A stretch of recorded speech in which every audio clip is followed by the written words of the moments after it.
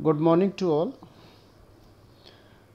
आज के व्याख्यान में हम जो चर्चा करने जा रहे हैं वो हिमालय का प्रादेशिक विभाजन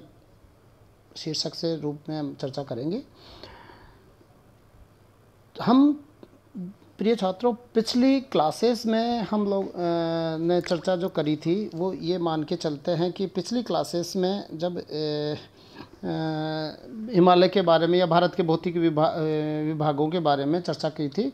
उस समय जो भारत के प्रमुख भौतिक विभाग है उनमें से एक है भारत के उत्तर की विशाल पर्वतीय प्राचीर, जिसके रूप में सामान्य रूप से ये मानते हैं कि वो हिमालय है, जिसको हम विशाल पर्वतीय प्राचीर के रूप में नाम से संबोधित करते हैं। उसको जब हम विभाजन करते हैं तो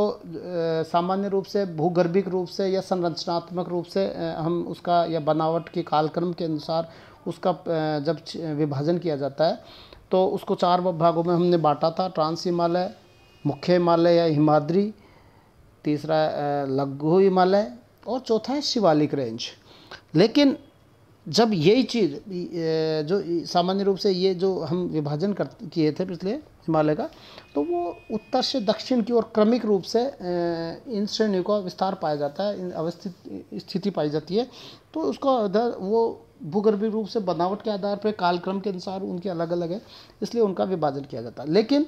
जैसे ही हम लोग चर्चा करते हैं कि क्षेत्रीय विभाजन के रूप में, तो क्षेत्रीय विभाजन के रूप में अब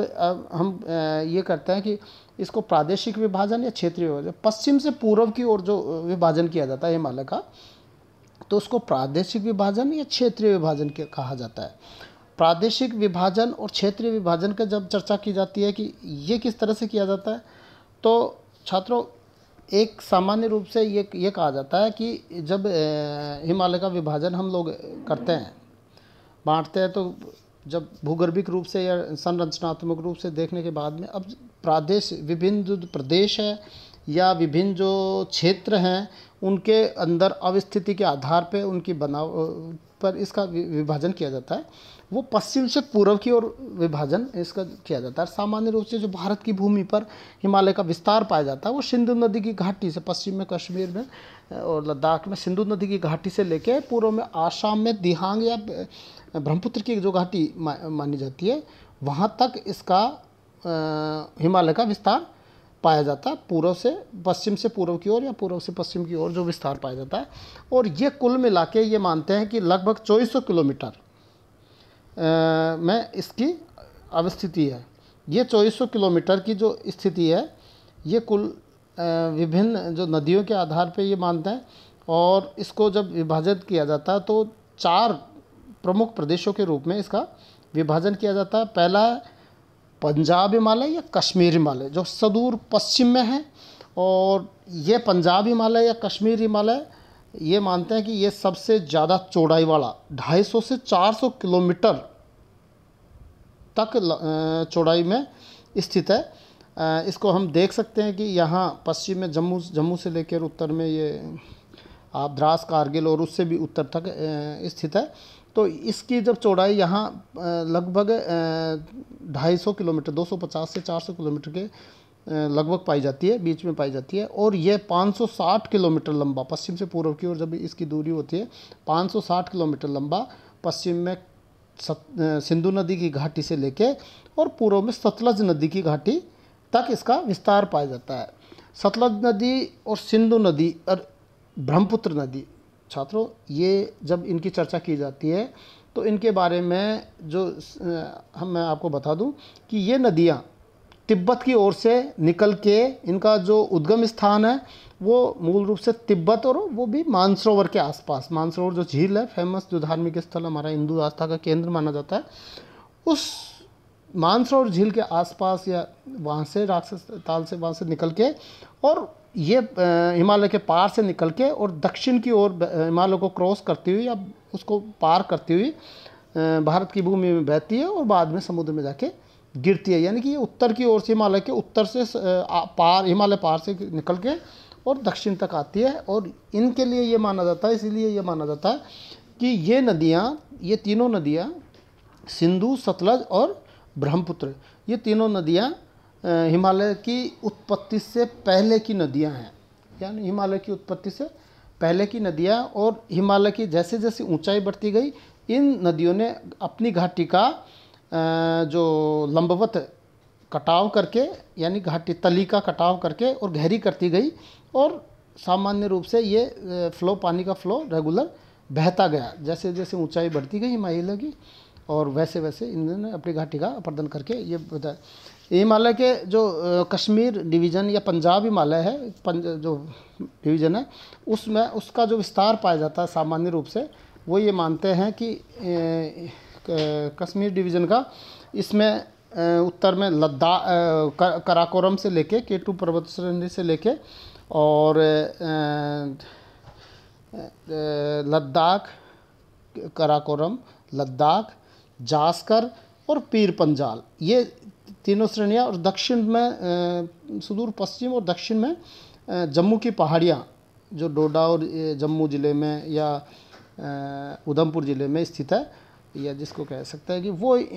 पहाड़ियाँ भी इसमें शामिल की जाती है, जम्मू की पहाड़ियाँ भी इसमें शामिल की जाती हैं। और ये लगभग 560 किलोमीटर है। इसका जो विस्तार पाया जाता है वो जम्मू कश्मीर,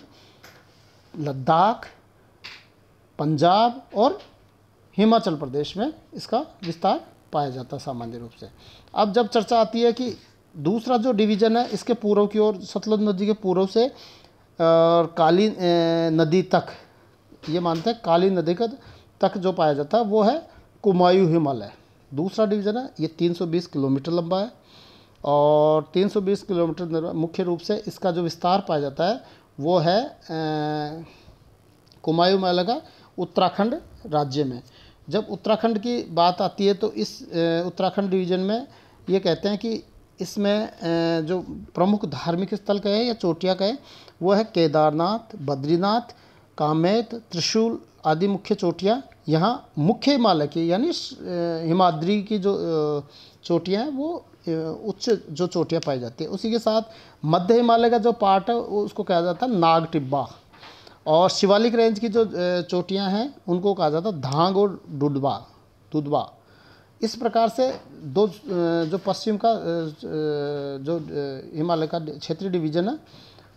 रीजनल डिवीज़न जिसको कहते हैं, कि वो है कुमायूं हिमालय, और ये सबसे छोटा, इन चारों में सबसे छोटा 320 किलोमीटर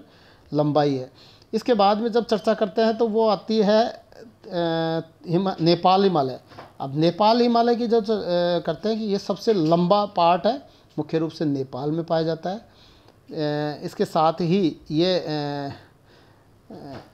नेपाल के साथ ही इसकी ये मानते हैं कि नेपाल उत्तर में मुख्य जो सर्वोच्च शिखर है, सर्वोच्च ऊंचाई, यहाँ सकरा होने के साथ ही ऊंचाई भी बढ़ जाती है, सर्वोच्च शिखर पाए जाते हैं नेपाल में। और नेपाल में जब इसकी चर्चा करते हैं तो ये मानते हैं कि ये सर्वोच्च शिखर है माउंट एवरेस्ट, 8,848 मीटर ऊंचा है। दूसरी जो मुख्य चोटी है वो कंचनजंगा है, भारत और नेपाल की, यानी कि सिक्किम और नेपाल की सीमा पे स्थित है, और इसकी 8,559 मीटर्स की ऊंचाई आधिकारिक रूप से मानी गई है। ये जो सर्वोच्च चोटियाँ, विश्व की सर्वोच्च चोटियों में शामिल किया जाता है, सर्वोच्च चोटी माउंट एवरेस्ट, उसके बाद में कंचनजंगा भी सर्वाधिक ऊंचाई वाली तीसरी चौथी नंबर की चोटी है। उसके बाद में ये मानते हैं कि मुख्य हिमालय की जो पार्ट के बाद जो एवरेस्ट और कंचनजंगा, उसके बाद मध्य हिमालय का जो पार्ट है उसको महाभारत श्रेणी के नाम से इसमें जाना जाता है। शिवालिक जो हिमालय का पार्ट है उसको यहाँ जो क्षेत्रीय नाम है वो चूड़िया घाट के नाम से नेपाल में जानते हैं। इसी जो नेपाल हिमालय में काठमांडू की घाटी भी पाई जाती है, जैसे कि कश्मीर घाटी पाई जाती है कश्मीर में, वैसे यहाँ काठमांडू की घाटी वो भी बहुत फेमस है। चौथा जो अंतिम पार्ट है वो ये मान के चलते हैं कि नेपाल हिमालय का वो काली नदी से लेके तीस्ता नदी तक का, इस तीस्ता नदी तक का जो पार्ट है वो नेपाल हिमालय में 800 किलोमीटर लंबा था, और तीस्ता नदी से लेकर दिहांग या ब्रह्मपुत्र नदी तक का जो पार्ट कहलाता है वो कहलाता है आसाम हिमालय। आसाम हिमालय मुख्य रूप से आसाम राज्य में स्थित है। इसकी जो पश्चिम से पूर्व की ओर जो लंबाई है वो लगभग 720 किलोमीटर की दूरी में स्थित है। यहाँ आसाम हिमालय की जो संरचनात्मक रूप से ये मानते हैं कि इसकी ऊंचाई के साथ इसकी चौड़ाई भी घटने क्रमिक रूप से घटती जाती है और बहुत अंततः धीरे हो जाती है। पूर्वांचल की पहाड़ियाँ भी यहीं से शुरू हो जाती है, आसाम हिमालय से। यह ब्रह्मपुत्र की घाटी इससे पहले ही पूर्वांचल की पहाड़ियाँ भी शुरू हो जाती है और उसके बाद में निशाई, पटकाई, बूम और मणिपुर और वो जो सारी पहाड़ियाँ वो दक्षिण की ओर मुड़ जाती है। तो ब्रह्मपुत्र की घाटी के बाद हिमालय का जो मोड़ है वो दक्षिण की ओर हो जाता है और इस प्रकार से हिमालय का इस मुख्य हिमालय को प्रादेशिक रूप से 4 विभागों में हम बांटते हैं, जो हम आज चर्चा की है। धन्यवाद।